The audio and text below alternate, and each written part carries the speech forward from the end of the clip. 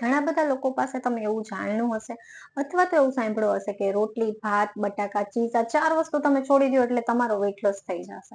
શું તમને ખબર છે કે ઘણા બધા લોકો કે જે આ ચીઝને અફોર્ડ પણ નથી કરી શકતી ઘણી ફેમિલી, છતાં પણ એ ફેટી છે, છતાં પણ એનું વેટ વધારે છે. એટલા માટે ભાત, રોટલી, ચીઝ, બટેકા આ બધું છોડવું એ ખોટી માન્યતા છે. અને હા, આ માટે સૌથી ઇમ્પોર્ટન્ટ શું છે તો કે રોજની તમારી કેલેરી અને વીકલી તમારી કેલેરી પ્રોપર મેન્ટેન થાય છે કે નહીં એ ખાસ જરૂરી છે.